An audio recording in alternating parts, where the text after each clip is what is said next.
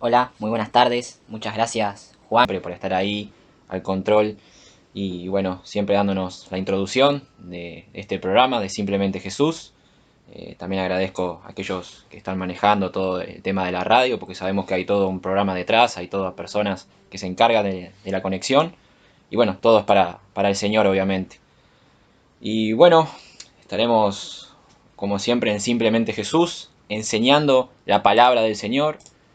Estamos en nuestra serie expositiva a los colosenses, así que aquellos hermanos que nos estén escuchando, si pueden abrir sus Biblias en Colosenses.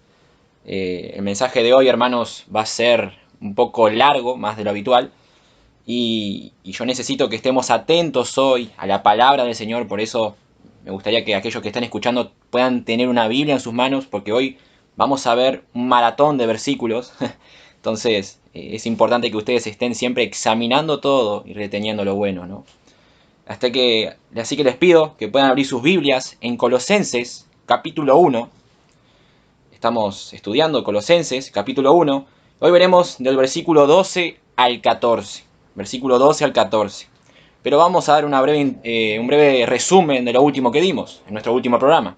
Bueno, en nuestro último programa hablamos acerca de la oración de Pablo por los colosenses, ¿no? Vimos los motivos por los cuales Pablo oraba por sus hermanos de Colosas, los cuales eran que estos hermanos sean llenos del conocimiento de la voluntad de Dios, es decir, de esa voluntad de Dios revelada en su palabra, en las Escrituras, en la Biblia. Vimos también que Pablo oraba para que estos hermanos puedan andar como es digno del Señor, es decir, que su caminar cristiano sea consecuente con lo que ellos creen, con lo que ellos profesan y con lo que ellos predican, ¿no? Para que puedan dar fruto, dice Pablo, y crecer en el conocimiento de Dios. Y por último vimos que Pablo oraba para que estos hermanos sean fortalecidos con poder. ¿Para qué? Para mostrar paciencia y longanimidad. Entonces, eso fue del versículo 9 al 11. Hoy estudiaremos del versículo 12 al 14. Así que, primero vamos a leer el pasaje y luego vamos a orar para que el Señor nos dirija. Colosenses 1, versículo 9 al 14 vamos a leer.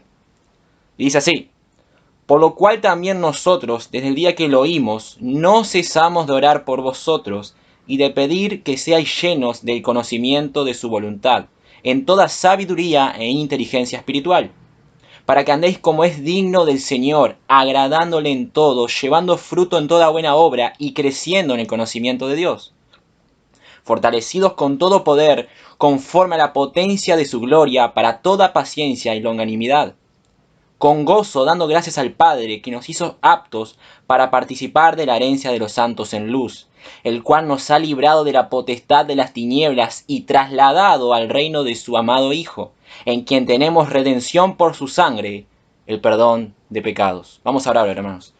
Señor, te damos gracias, Padre, por otro día más de poder compartir tu palabra. Gracias, Señor, por este ministerio radial de la Iglesia Bautista, Señor. Gracias porque por medio de esta radio, de Radio Bíblica Siloé, podemos llevar tu palabra a otras personas, Señor, a otros hermanos de otra parte del mundo, para que puedan edificarse, para que puedan escuchar tu palabra, para tener un tiempo para poder conocer más de ti, Señor, de esa hermosa palabra que tú nos has dejado revelada, Señor, aquí en las Escrituras, para cada día poder conocer más a Cristo, para cada día poder conocerte mejor y crecer, Señor, en nuestras vidas como cristianos, Padre. Señor, te pido en el nombre de Jesús que ahora, aquellos que estén escuchando, Señor, puedan tener una mente atenta a tu palabra, que puedan examinarlo todo, Señor. Ayúdame a exponer fielmente tu palabra, Señor. Aquí no importa lo que yo diga, Señor, aquí no importa lo que digan los hombres, aquí importa lo que dice tu palabra, Señor. Ayúdame a ser fiel y bueno, Padre, a decir lo que tu palabra quiere decir, Señor. Te pedimos también por la tecnología, para que todo pueda funcionar bien y para que aquellos que estén escuchando puedan escuchar adecuadamente, Señor. Que tu Santo Espíritu nos guíe y ayúdanos a ver, Señor, esos tesoros que están escondidos en tu hermosa palabra, Señor.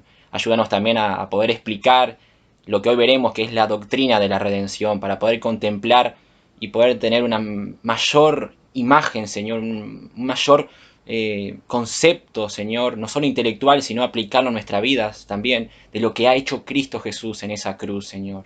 Es lo más hermoso, Señor, poder saber que Cristo Jesús ha muerto en esa cruz, Señor, con un propósito, con el propósito de redimir a su pueblo, con el propósito de llevar el pecado de aquellos a los cuales tú habías escogido de antemano, Señor. Gracias te damos, Señor, en el nombre de Cristo Jesús, Padre.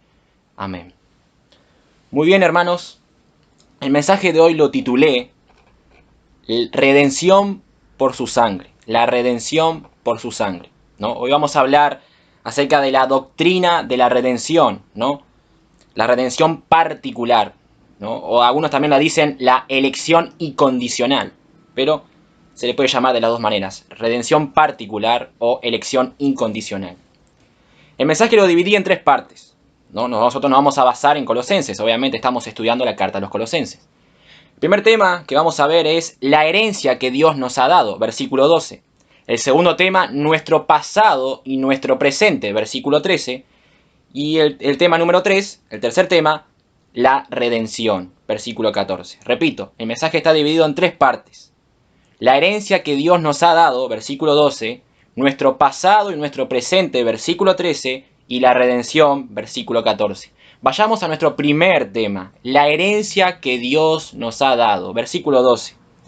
Con gozo, dando gracias al Padre que nos hizo aptos para participar de la herencia de los santos en luz. Con gozo, empieza diciendo Pablo en este versículo 12. Recuerden, hermano, que Pablo viene orando por los colosenses, ¿no? Entonces, en medio de esta oración, Pablo dice con gozo. Pablo mostraba gozo en su vida a la hora de orar por sus hermanos. Hermanos, no debe ser una carga oral. No debe ser una carga orar por otros hermanos. Al contrario, debe ser algo gozoso en nuestras vidas. Y Pablo tenía gozo. Y dice, dando gracias al Padre. Dando gracias al Padre. La gratitud a Dios siempre debe estar incluida en nuestras oraciones. Siempre, hermanos. Allí en Colosenses, en la misma carta, capítulo 4, versículo 2, Pablo dice, perseveren en la oración, velando en ella ¿con qué? Con acción de gracias. Esto es un tema que ya lo habíamos hablado en esta carta a los Colosenses. Hermanos, la gratitud. Como cristianos debemos aprender a tener gratitud en nuestra vida hacia Dios.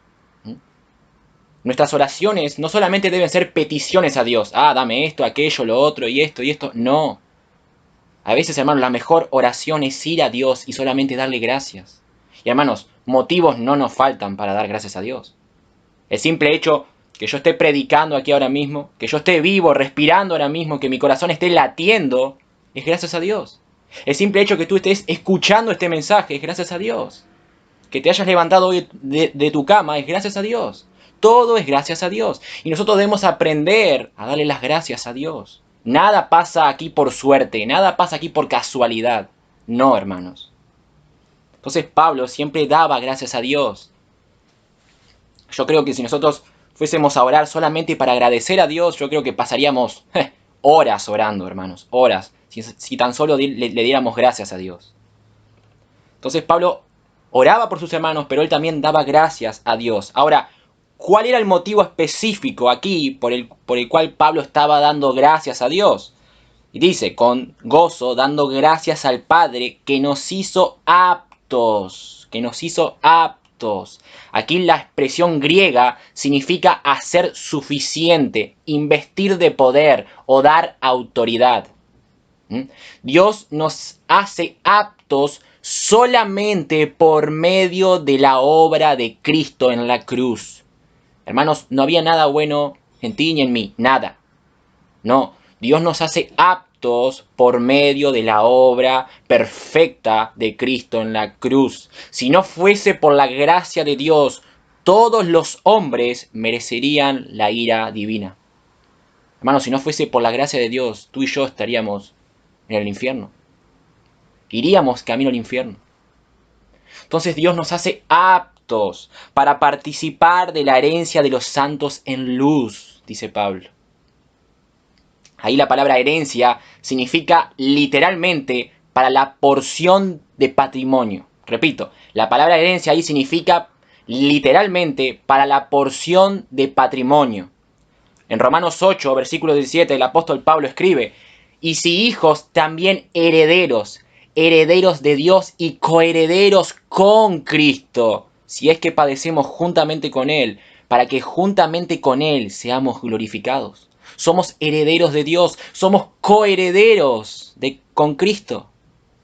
Primera de Pedro, capítulo 1, versículo 3 y 5, bendito sea el Dios y Padre de nuestro Señor Jesucristo, que según su gran misericordia nos hizo renacer para una esperanza viva por la resurrección de Jesucristo de los muertos. ¿Para qué? Para una herencia incorruptible, incontaminada e inmarcesible, reservada en los cielos para vosotros, que sois guardados por el poder de Dios mediante la fe, para alcanzar la salvación que está preparada para ser manifestada en el tiempo postrero. Hermanos, tenemos una herencia. Tenemos una herencia. Y aquí dice Pedro que es incorruptible, incontaminada e inmarcesible, y que está reservada en los cielos para nosotros, para aquellos que somos hijos de Dios, para aquellos que hemos creído en Cristo. ¿Recuerdan cuando Pablo daba gracias en el versículo 3? Siempre orando por vosotros damos gracias al Padre de nuestro Señor Jesucristo. Y luego Pablo empieza a nombrar los motivos por los cuales él daba gracias. Versículo 5, Colosenses 1:5, a causa de la esperanza que os está guardada en los cielos. Hermanos, tenemos una esperanza, tenemos una herencia, somos peregrinos aquí. Y nos espera algo eterno con Dios. Hermanos, si tan solo pensáramos un poco más en esa herencia que tenemos, si tan solo pensáramos un poco más en lo eterno, pero a veces vivimos tan afanados por el hoy, tan afanados por las cosas de este mundo, que nos olvidamos que tenemos una herencia, que nos olvidamos que estaremos con Dios para toda la eternidad. Hermanos, pensemos un poco más en esa herencia, que nadie, pero nadie nos las puede quitar, nadie. Pablo dijo, ¿qué nos separará del amor de Dios? Nada, hermanos. Meditemos un poco más en eso eterno, hermano, en eso que Dios tiene preparado para nosotros. Y aquí Pablo estaba dando gracias a Dios por esa herencia. Y dice, de los santos en luz. La palabra santos ahí se refiere a los cristianos. Hermanos, nosotros estaremos juntos en la eternidad, alabando, glorificando a Dios con Cristo. Estaremos todos juntos como pueblo de Dios. Y dice en luz, para participar de la herencia de los santos en luz. En las Escrituras, la verdad divina se representa como luz en un sentido intelectual. Salmos 119, versículo 30. La exposición de tu palabra alumbra, hace entender a los simples. ¿Vieron lo que dice el salmista? La exposición de tu palabra alumbra, es luz. La luz también representa la pureza divina en sentido moral. Efesios 5, versículos 8 al 14. Porque en otro tiempo erais tinieblas, mas ahora sois ¿qué? Luz en el Señor. Andad como hijos de luz. Hermanos, somos luz en el Señor. Por lo tanto, nuestro caminar como cristianos, como luz en el Señor, debe ser andar en luz, porque somos hijos de luz. Primera de Juan, capítulo 1, versículo 5. Este es el mensaje que hemos oído de él y os anunciamos: Dios es luz y no hay ningunas tinieblas en él. Si decimos que tenemos comunión con él y andamos en tinieblas, mentimos y no practicamos la verdad. Pero si andamos en luz, como él está en luz, tenemos comunión unos con otros y la sangre de Jesucristo, su Hijo, nos limpia de todo pecado. Juan es muy claro. Dios es luz y no hay tinieblas en él, dice. Y si de verdad estamos en Dios, debemos caminar como hijos de luz. Porque si no es así, dice Juan, que mentimos y no practicamos la verdad. La luz también es un sinónimo del reino de Dios. La luz es un sinónimo del reino de Dios. Juan 8:12. Otra vez Jesús les habló diciendo: yo soy la luz del mundo. El que a mí me sigue no andará en tinieblas, sino que tendrá la luz de la vida. Apocalipsis 21:23. La ciudad no tiene necesidad de sol ni de luna, que brillen en ella, porque la gloria de Dios la ilumina y el Cordero es su lumbrera. ¿Vieron lo que dice? Que la ciudad, esa ciudad que Dios tiene preparada para su pueblo, esos nuevos cielos, esa nueva tierra, no tiene necesidad de sol ni de luna.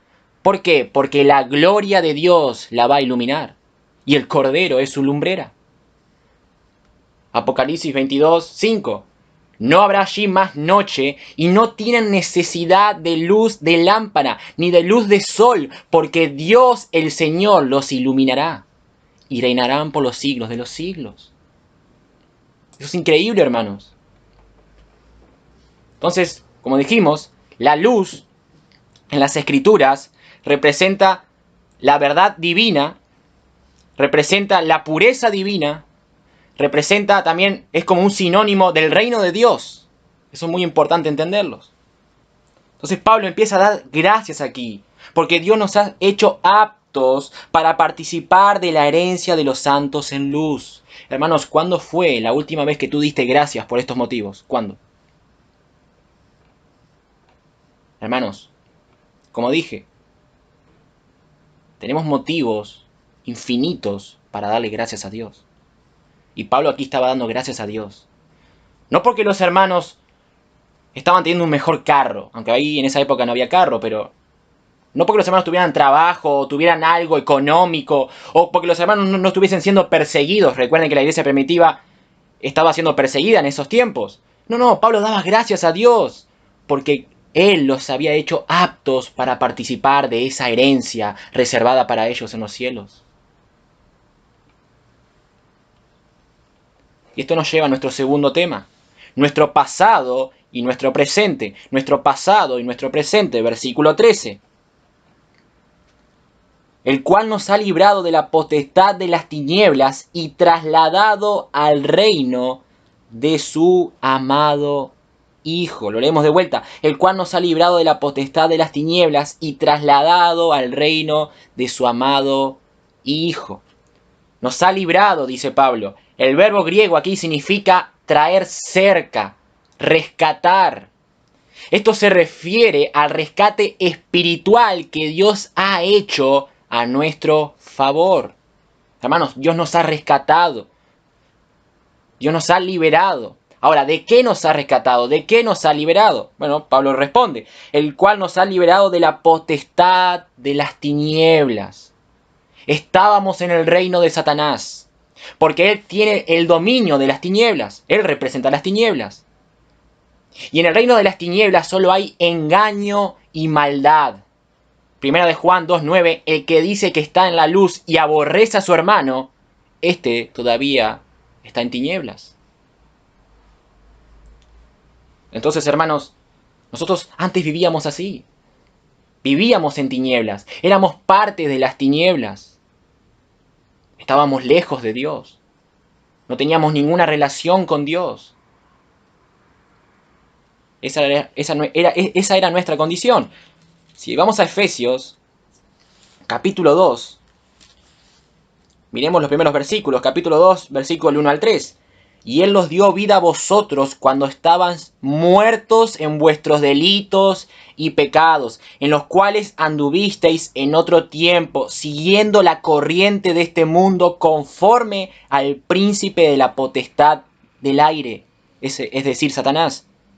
El espíritu que ahora opera en los hijos de desobediencia, entre los cuales también todos nosotros vivimos en otro tiempo en los deseos de nuestra carne, haciendo la voluntad de la carne y de los pensamientos, y éramos por naturaleza hijos de ira, lo mismo que los demás. Hermanos, así era nuestro pasado, así éramos nosotros antes de conocer a Cristo, así nace todo hombre, muerto en delitos y pecados. Y así estábamos nosotros antes de conocer al Señor, en tinieblas, bajo el dominio de Satanás, bajo el dominio de este mundo, practicando los deseos de nuestra carne, practicando el pecado. Así estábamos nosotros. Volvemos a Colosenses, el cual nos ha librado de la potestad de las tinieblas y trasladado al reino de su amado Hijo. Trasladado al reino, dice, de su amado Hijo. La palabra reino ahí está hablando del futuro milenario sobre la tierra. Se trata del reino eterno donde Cristo va a gobernar. Y este reino está ya en este mundo, hermanos, dentro de aquellos que están en Cristo. Y lo poseerán entero en la gloria. Repito, el reino aquí está hablando del futuro milenario sobre la tierra. Ese es el reino eterno donde Cristo va a gobernar. Y este reino está ya en este mundo, dentro de aquellos que están en Cristo y lo van a poseer entero en la gloria. Lucas 17:21. Ni dirán helo aquí o helo allí, porque he aquí el reino de Dios está entre vosotros. He aquí el reino de Dios está entre vosotros, dice nuestro Señor Jesús. Segunda de Pedro, capítulo 1, versículo 11, porque de esta manera os será otorgada amplia y generosa entrada en el reino eterno de nuestro Señor y Salvador, Jesucristo. Hermanos, estábamos en tinieblas. Vivíamos bajo el dominio de Satanás, pero Dios nos trasladó al reino de su amado Hijo. Y ahora nosotros ya no estamos en ese reino de las tinieblas, ya no formamos parte de las tinieblas, ahora estamos en el reino de Cristo, en el reino de nuestro Señor y Salvador Jesucristo. Ahí Pablo termina el versículo 13 diciendo, trasladado al reino de su amado Hijo. Ahora, ¿quién es su amado Hijo? Bueno, Jesús es el Hijo amado de Dios. Y las Escrituras lo dejan bien en claro. Mateo 3:17. Y hubo una voz de los cielos que decía, este es mi Hijo amado, en quien tengo complacencia. Mateo 12, versículo 18. He aquí mi siervo, a quien he escogido, mi amado, en quien se agrada mi alma. Pondré mi espíritu sobre él, y a los gentiles anunciará juicio. Efesios 1:6. Para alabanza de la gloria de su gracia, el cual nos hizo aceptos en el amado. Y ahí está hablando de Jesús. Entonces Jesús es el Hijo amado de Dios. John MacArthur, en su Biblia de estudio acerca de este pasaje, él dice, el Padre dio este reino al Hijo amado por él como una expresión de amor eterno. Eso significa que toda persona a quien el Padre llama y justifica es un regalo de amor que Él da al Hijo. Juan 6, versículo 37, todo lo que el Padre me da, vendrá a mí. Y el que a mí viene, no le echo fuera, dice nuestro Señor Jesús. ¿Vieron lo que dice? Todo lo que el Padre me da, vendrá a mí. Y el que a mí viene, no le echo fuera. En el mismo capítulo, Juan 6, versículo 44, ninguno puede venir a mí si el Padre que me envió no le trajere, y yo le resucitaré en el día postrero. Hermanos, estas palabras de Jesús son muy importantes. Ninguno puede venir a mí si el Padre que me envió no le trajere, y yo lo resucitaré en el día postrero. Ninguno, hermanos. Ninguno. Hermanos, ¿por qué tú estás en Cristo? Yo quiero hacerte esa pregunta. ¿Por qué tú has creído en Cristo? ¿Por qué tú te has arrepentido? ¿Por qué? ¿Porque tenías un nivel de espiritualidad increíble? No. Tú estás en Cristo porque el Padre te trajo. Porque tú eres un escogido de Dios antes de la fundación del mundo. Es por eso, hermanos. Jesús está diciendo aquí, ninguno puede venir a mí si el Padre no le trajere. La palabra trajera ahí quiere decir arrastrar. El Padre nos arrastró a Cristo. Hermanos, como lo dijimos antes ahí en Efesios, capítulo 2, estábamos muertos. Y la palabra muerto es muy llamativa, porque en el griego significa muerto. Y un muerto no tiene capacidad de elegir, un muerto no tiene capacidad de hacer nada, hermanos. Estábamos muertos. Éramos incapaces de escoger a Dios. Incapaces. Yo no me levanté un día de la cama y dije, bueno, hoy me voy a ser cristiano. No. Dios me escogió delante de la fundación del mundo y Dios me trajo a Cristo para que yo me arrepienta, me vea como un pecador y pueda creer en lo que Él hizo en la cruz por mí. Ninguno puede venir a mí si el Padre que me envió no le trajere. Eso es importante entenderlo porque ahora hablaremos de nuestro tercer punto, que es la redención. Hasta aquí Pablo viene dando gracias a Dios porque nos hizo aptos para participar de la herencia de los santos en luz. Luego Pablo da gracias también porque ahora Dios nos ha librado de esa potestad de las tinieblas en cuales todos nosotros estábamos antes de conocer a Cristo, pero que ahora que estamos en Cristo nos ha trasladado al reino de su amado Hijo. Y nosotros vamos a formar parte de ese reino en el cual Cristo va a gobernar. Y esto nos lleva a nuestro tercer punto, la redención. Versículo 14. En quien tenemos redención por su sangre, el perdón de pecados. En quien tenemos redención por su sangre, el perdón de pecados. Aquí la palabra redención en el griego significa libertar con el pago de un rescate. Eso es importante, hermanos. No es solamente libertar. Redención no solamente significa libertar, sino que significa libertar con el pago de un rescate. Eso es importante. Y se refiere a la manera en que Cristo libera a los pecadores que creen en Él de la esclavitud del pecado. Lo voy a volver a repetir. La palabra redención en el griego significa libertar con el pago de un rescate. Y se refiere a la manera en que Cristo libera a los pecadores que creen en Él de la esclavitud del pecado. Éramos esclavos del pecado, así nacemos todos.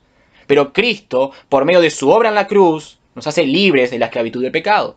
Efesios 1:7, en quien tenemos redención por su sangre, el perdón de pecados según las riquezas de su gracia.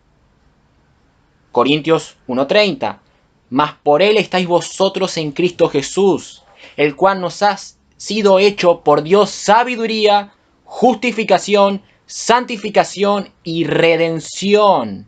Romanos 3:24, siendo justificados gratuitamente por su gracia mediante la redención que es en Cristo Jesús. Es importante que nosotros como cristianos conozcamos lo que significa la redención. Es muy triste, hoy a muchos cristianos tú vas y le dices, ¿qué es la redención? Y no tienen ni idea de lo que es la redención. Pero es importante que nosotros como hijos de Dios conozcamos la doctrina de la redención. Que por lo menos cuando nos pregunten qué significa redención, sepamos responder a las personas. Entonces Pablo dice, en quien tenemos redención por su sangre. Déjenme leerles un comentario de MacArthur en su Biblia, que me pareció muy interesante, hermanos, porque Pablo dice que tenemos redención por su sangre, y dice así MacArthur, en su Biblia de estudio, cuando Pablo dice por su sangre, MacArthur dice, una referencia que no se limita al fluido vital, como si la sangre de Cristo tuviera propiedades salvadoras en una composición química, sino una expresión que apunta a la totalidad de la obra expiatoria de Cristo como sacrificio perfecto por el perdón de pecados, por el sacrificio perfecto por el pecado. Repito, MacArthur dice, una referencia que no se limita al fluido vital, como si su sangre tuviera propiedades salvadoras en su posición química, sino una expresión que apunta a la totalidad de la obra expiatoria de Cristo como sacrificio perfecto por el pecado. Hermanos, cuando Pablo habla de la sangre ahí, se está refiriendo a la sangre de Cristo que Él derramó en la cruz del Calvario. A eso se está refiriendo Pablo. Efesios 2:13, pero ahora estáis en Cristo Jesús. Vosotros que en otros tiempos estabais lejos, habéis sido hechos cercanos. ¿Por qué? Por la sangre de Cristo.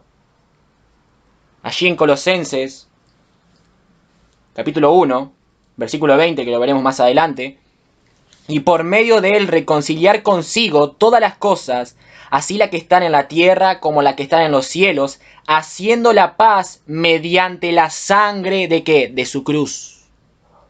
Y la palabra cruz ahí se usa para aludir a la totalidad de la obra redentora de Cristo. Primero Corintios 1:18, porque la palabra de la cruz es locura a los que se pierden, pero a los que se salvan, esto es a nosotros, es poder de Dios.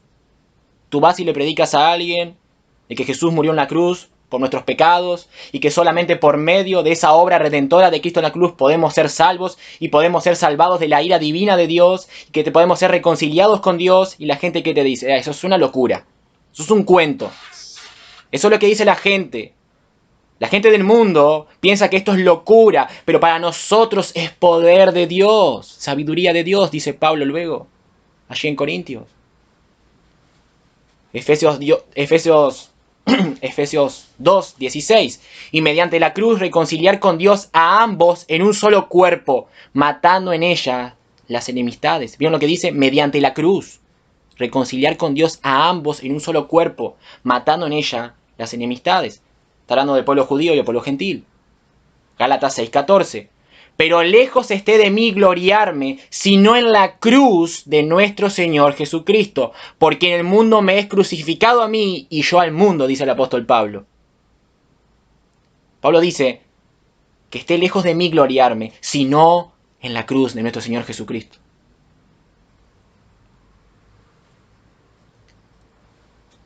Volvemos a Colosenses, versículo 14 de vuelta, hermanos, en quien tenemos redención por su sangre, el perdón de pecados. Aquí la palabra griega, cuando se refiere al perdón de pecados, la palabra griega es un compuesto de dos palabras que significan absolver y conceder remisión de un castigo. Repito, la palabra griega es un compuesto de dos palabras que significan absolver y conceder remisión de un castigo.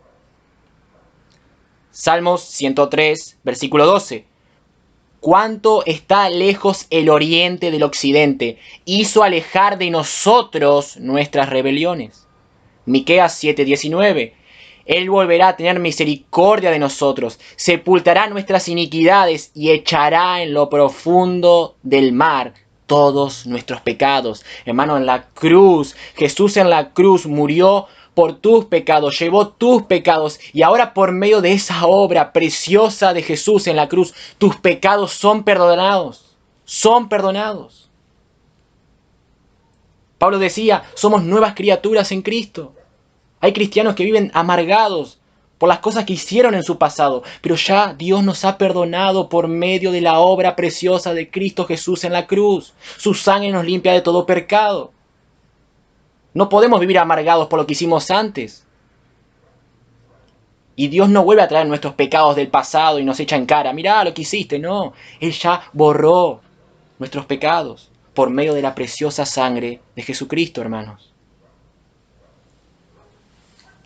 Déjenme leerles una frase de Olshausen, un teólogo, y él dice acerca de la redención: tener la redención en Él no significa solamente que fue realizada por Él. La tenemos permanente en Él hasta el fin de los siglos. Como mediador, Él es la fuente siempre fluyente de la libertad y de la vida, y solamente aquel que está en Él participa de ella verdaderamente. Hermanos, nosotros somos salvos. Nosotros obtenemos el perdón de pecados. Nosotros obtenemos el don de la vida eterna. Nosotros somos reconciliados con Dios únicamente por medio de la obra preciosa de Cristo Jesús en la cruz del Calvario. Solo en eso. Y como dijo Pablo, que esté lejos de mí el gloriarme, sino en la cruz de Cristo Jesús, de nuestro Señor Jesucristo. Hermanos, debemos mirar más seguido la cruz. Debemos mirar más seguido la cruz. Un predicador decía que cada vez que nos levantemos, lo primero que tenemos que hacer es predicarnos el Evangelio a nosotros mismos. Recordar lo que hizo Cristo Jesús en esa cruz por nosotros. Y ahora, hermanos, voy a seguir hablando un poco de la redención, para profundizar un poco más, para que podamos tener un mejor concepto acerca de lo que es la redención. ¿Es la redención universal o particular? Repito, ¿es la redención universal o particular? ¿A qué me estoy refiriendo? ¿Cristo Jesús fue a morir en la cruz por toda la humanidad o por algunos? O mejor dicho, como dice la Biblia, por muchos. Charles Spurgeon, hermanos, a la hora de preparar este mensaje leí una prédica de Spurgeon acerca de la redención particular. Y Spurgeon era increíble, hermano. Era de esos predicadores en los cuales podía explicarte doctrinas que eran muy difíciles o pasajes de la Biblia muy difíciles de una manera muy sencilla. Y él decía lo siguiente, y voy a leer un extracto bastante largo. Él decía lo siguiente: no me va a dar vergüenza predicar ante ustedes la doctrina de la soberanía divina de Dios. No voy a titubear al predicar la doctrina de la elección, sin reservas ni rodeos. No temeré explicar la grandiosa verdad de la perseverancia final de los santos. No voy a pasar por alto la verdad indudable de la Escritura, el llamado eficaz que Dios hace a sus elegidos. Me voy a esforzar con la ayuda de Dios para no ocultarles nada a ustedes que se han convertido en mi rebaño. Viendo que muchos de ustedes han gustado ahora la benignidad del Señor, vamos a tratar de abarcar el sistema completo de las doctrinas de la gracia, para que los santos puedan ser edificados y desarrollados en su más santa fe. Y sigo leyendo. Un error en este mundo, en este punto, inevitablemente llevará el error a lo largo de todo el sistema de nuestra fe. Él está hablando acerca de la redención particular. Hay muchos, y hoy en día pasa, que piensan de que Cristo Jesús en la cruz del Calvario murió por toda la humanidad, por todo ser viviente, por toda persona. Pero ¿qué es lo que dice la Biblia? Sigo leyendo a Spurgeon. Ahora ustedes están conscientes que hay diferentes teorías de la redención. Todos los cristianos sostienen que Cristo murió para redimir, pero no todos los cristianos enseñan la misma redención. Tenemos diferencias en cuanto a la naturaleza de la expiación, en cuanto al plan de redención. Por ejemplo, el arminiano sostiene que Cristo, cuando murió, no murió con objeto de salvar a una persona en particular. Y ellos enseñan que la muerte de Cristo en sí misma no garantiza, más allá de toda duda, la salvación de nadie. Ellos creen que Cristo murió para hacer posible, entre comillas, la salvación de todos los hombres, o que haciendo algunas otras cosas cualquier hombre que así lo quiera pueda alcanzar la vida eterna. Por consiguiente, están obligados a sostener que si la voluntad del hombre no cede y no se somete voluntariamente a la gracia, entonces la expiación de Cristo sería ineficaz.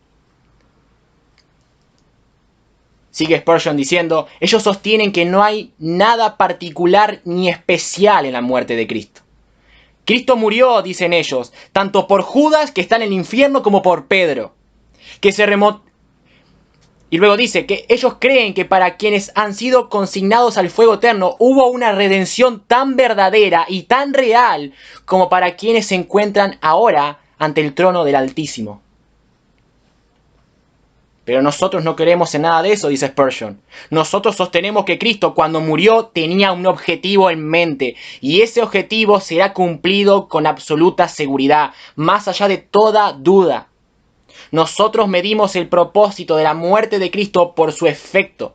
Si alguien pregunta, ¿cuál fue el propósito de Cristo al morir? Nosotros respondemos a esta pregunta por medio de otra.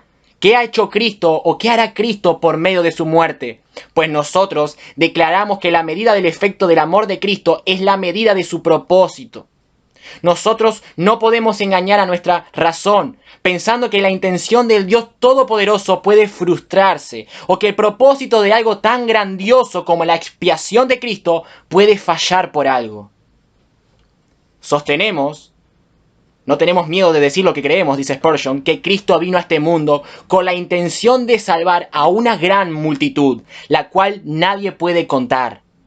Y creemos que como resultado de esto, cada persona por quien Él murió, sin ninguna sombra de duda, será limpiada de pecado y estará lavada en su sangre ante el trono del Padre.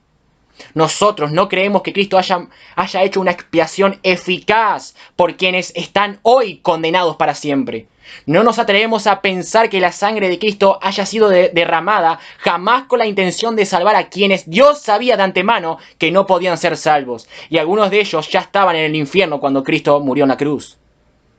De acuerdo a la creencia de algunos hombres, dice Spurgeon, Jesús murió para salvar a toda la humanidad. Pero eso no es así, hermanos. Eso no es así. Aquí no importa lo que yo diga, aquí no importa lo que Spurgeon diga, aquí lo que importa es lo que Dios dice. Ahora, muchos se le debe estar viniendo a la mente Juan 3:16, yo lo sé. Me anticipo de antemano que a muchos se le debe estar viniendo a la mente Juan 3:16, porque de tal manera amó Dios al mundo, y ahí muchos dicen, no, mira, Dios amó al mundo. Jesús fue a la cruz a morir por todo el mundo. Pero vamos a ver esos pasajes ahora, hermanos. Hay algunos pasajes utilizados, que aquellas personas que no creen en esta doctrina de la redención particular, hay algunos pasajes utilizados para ir en contra de la redención particular. Primera de Timoteo 2:6. Y hermano, yo quiero que tú estés en la Biblia, por favor, te pido que estés examinando todo esto a la luz de la palabra, porque vamos a ver muchos pasajes. Primera de Timoteo 2:6, el cual se dio a sí mismo en rescate por todos, de lo cual se dio testimonio a su debido tiempo. El cual se dio a sí mismo en rescate por todos, dice el apóstol Pablo en Timoteo. Ahora, hermanos, ¿todos fueron salvados? No. Entonces la palabra todos ahí no puede significar todos, no puede significar toda la humanidad. Juan 12:19, pero los fariseos dijeron entre sí, ya veis que no conseguís nada, mirá, el mundo se va tras él. La palabra mundo ahí, hermano, ¿significa la humanidad entera? ¿Significa que la humanidad entera se fue tras Jesús, siguiendo a Jesús? No, hermano, porque la Biblia nos deja bien en claro que no todas las personas creyeron en Jesús cuando Él vino. Su pueblo lo rechazó. Entonces la palabra mundo ahí no se puede referir a todo el mundo. Marcos 1:5, y salían a Él toda la provincia de Judea y todos los de Jerusalén, y eran bautizados por Él en el río Jordán, confesando sus pecados. Mi pregunta es, hermanos, cuando dice toda la provincia de Judea y los de Jerusalén, ¿significa todos los de Judea, todos los de Jerusalén? Claro que no, porque no todos fueron bautizados, no todos confesaron sus pecados. Entonces la palabra todo ahí no significa todo, es algo general, pero no significa todos, exactamente todos. Primera de Juan 4:4, hijitos, vosotros sois de Dios y lo habéis vencido, porque mayor es el que está en vosotros que el que está en el mundo. Y luego Juan, en el capítulo 5, versículo 9, dice, sabemos que somos de Dios y el mundo entero está bajo el maligno.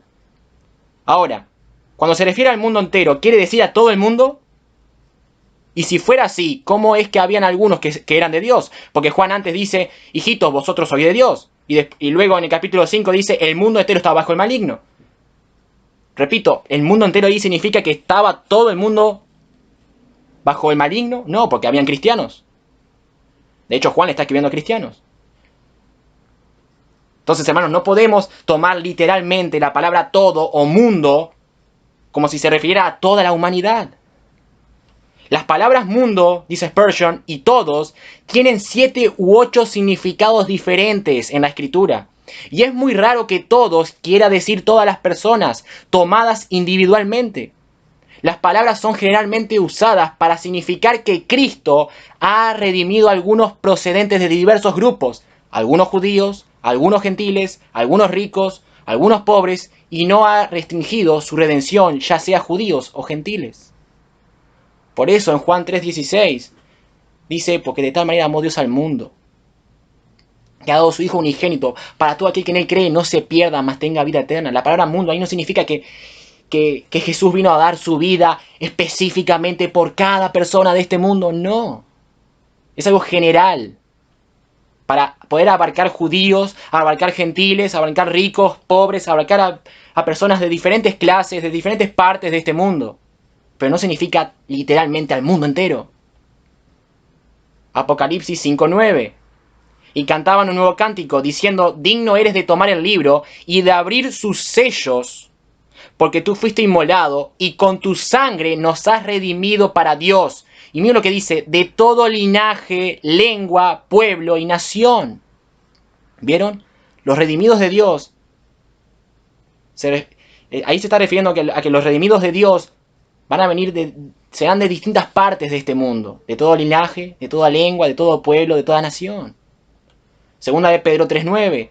El Señor no retarda su promesa, según algunos la tienen por tardanza, sino que es paciente para con nosotros, no queriendo que ninguno perezca, sino que todos procedan al arrepentimiento. ¿Vieron lo que dice? Él es paciente para con nosotros, no queriendo que ninguno perezca. Ahora, mi pregunta es, hermanos, ¿todos van a ser salvos? No.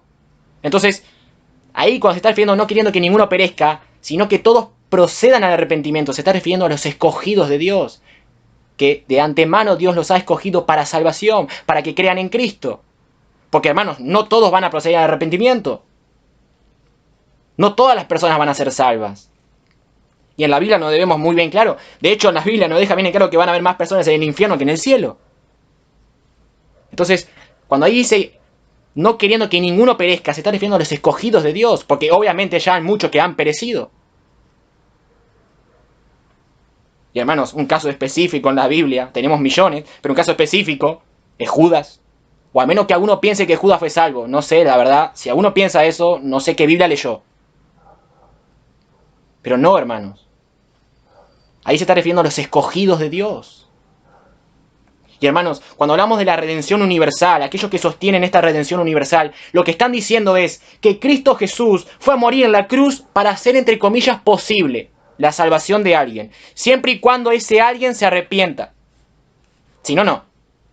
Ahora, ¿a ustedes les parece, hermanos, que Jesús iba a morir en la cruz para hacer posible la salvación de alguien? ¿A ustedes les parece eso?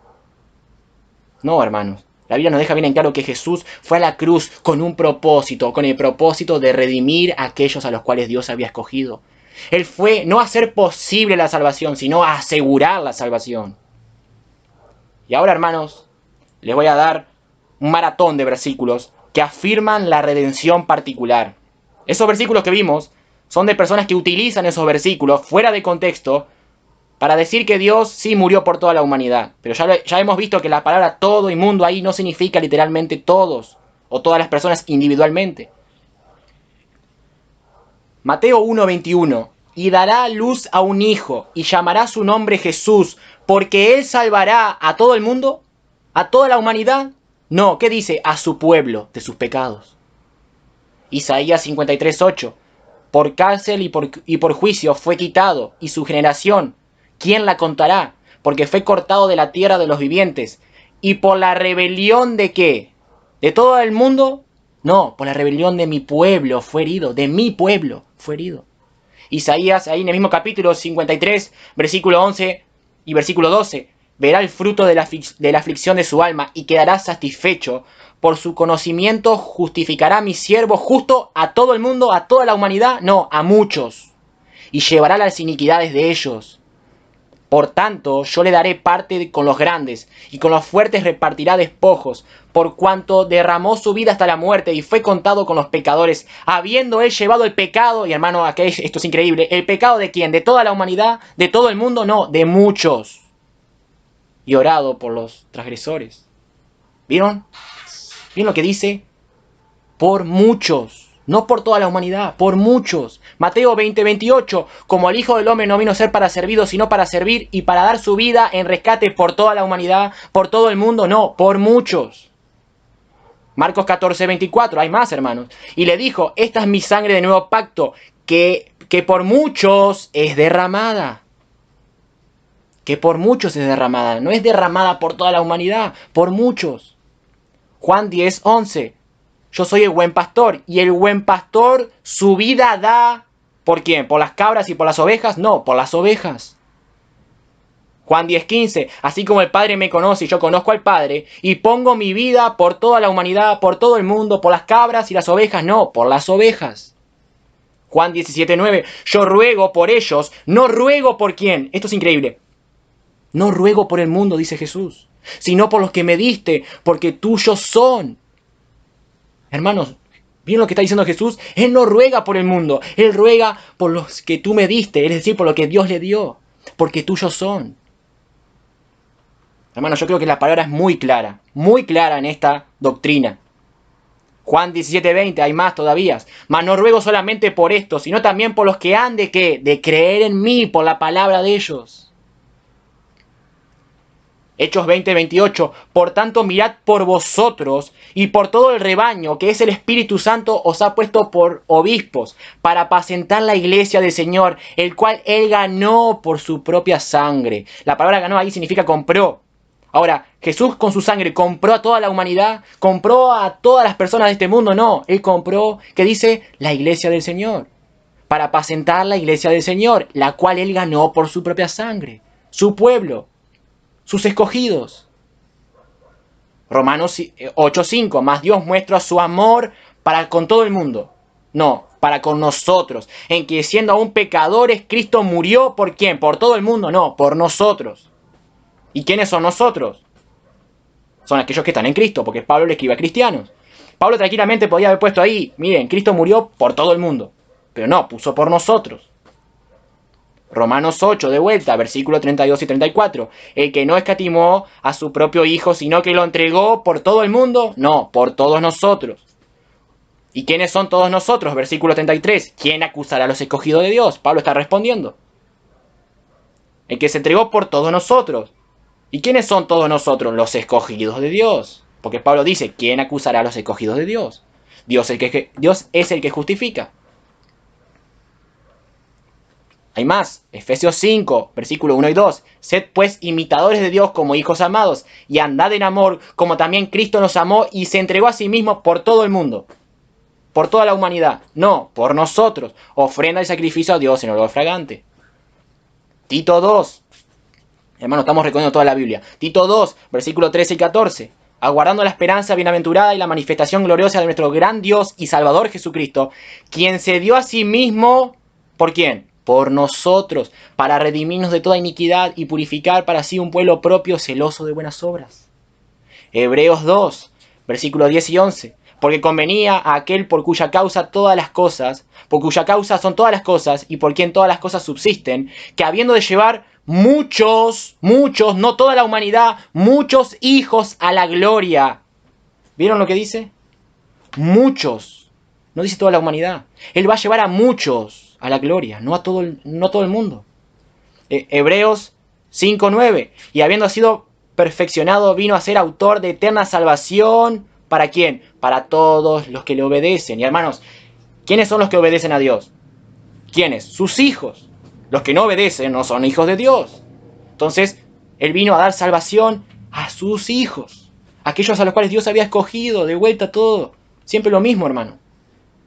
Hebreos 9:28. Así también Cristo fue ofrecido una sola vez para llevar los pecados de toda la humanidad. De todo el mundo entero. No, de muchos. Y aparecerá por segunda vez sin relación con el pecado para salvar a lo que le esperan. Por muchos, dice de vuelta ahí el autor de Hebreos. Y vamos de vuelta a Juan 4, versículo 9 y 10. En esto se mostró el amor de Dios ¿para quién? Para con nosotros, el que envió a su Hijo unigénito al mundo para que vivamos por Él. En esto consiste el amor, no en que nosotros hayamos amado a Dios, sino que Él nos amó a nosotros y envió a su Hijo en propiciación por nuestros pecados. Hermanos, ¿por qué tú amas a Dios? ¿Por qué? ¿Porque tienes un gran nivel de espiritualidad? Ya lo dijimos, no. Tú amas a Dios porque Dios te amó primero. Entonces, hermanos, eso lo vemos a lo largo de toda la Escritura. La redención. Esto se llama, la redención particular. Cristo no murió por toda la humanidad. Cristo murió por su pueblo, por los cuales Dios había escogido de antemano para que fuesen salvos. Recuerda, hermano, que estábamos muertos. Y un muerto no tiene capacidad de nada. No puede elegir a Dios, no puede hacer nada. Y Jesús dijo, nadie puede venir a mí si el Padre no le trajere. Allí en Efesios capítulo 1 se nos habla acerca de la predestinación. Según nos escogió en Él antes de la fundación del mundo, para que fuésemos santos y sin mancha delante de Él, en amor habiéndonos predestinados para ser adoptados hijos suyos por medio de Jesucristo, según al puro afecto de su voluntad. Hay muchos que dicen, no, Dios me escogió porque sabía que yo le iba a salvar. No, porque ya dijimos, no hay nadie que busque a Dios. Pablo dijo en Romanos, no hay nadie que busque a Dios. Nadie. Entonces, vos no sos una excepción. Vos formás parte de ese grupo de nadie. Y Dios nos escogió de antes de la fundación del mundo, para que fuésemos salvos. Y repito, estábamos muertos en delitos y pecados. Yo no me levanté un día de mi cama y dije, bueno, hoy pintó ser cristiano, me voy a ser cristiano. No. Dios me trajo a su Hijo. Dios me hizo ver lo que yo antes no podía ver, que era un pecador que iba camino al infierno. Y me hizo ver a la cruz del Calvario y ver a Jesús muriendo por mis pecados. Hermanos, el arrepentimiento lo da Dios. La fe es un don de Dios. Ni siquiera podemos justificarnos de eso. Yo tengo una gran fe. Yo creí en Cristo. La fe es un don de Dios. Entonces, hermanos, no podemos decir que Cristo murió por toda la humanidad. Cristo murió por un pueblo que no se puede contar con las manos, porque no nos dice el número específico, pero Él murió por muchos. Y muchos no es toda la humanidad, son muchos. Y a modo de conclusión, para ir terminando, hermanos, para aquellos que son cristianos ya, que están en el Señor, están escuchando esta palabra, recordemos, hermanos, que Pablo estaba agradeciendo por todo esto. Nosotros nos fuimos un poco de tema, pero yo quería explicar todo lo que era la redención. Pero Pablo estaba agradeciendo por todo esto. Y esto nos lleva a dar gracias a Dios. ¿Por qué? Porque Él nos hizo aptos para participar de esa herencia reservada para los santos, es decir, para su pueblo. Recordemos de dónde nos rescató Dios. Éramos partes, nosotros antes estábamos en el reino de las tinieblas. Vivíamos lejos de Dios, pero ahora estamos en el reino de su amado Hijo Jesús y formamos parte de su pueblo.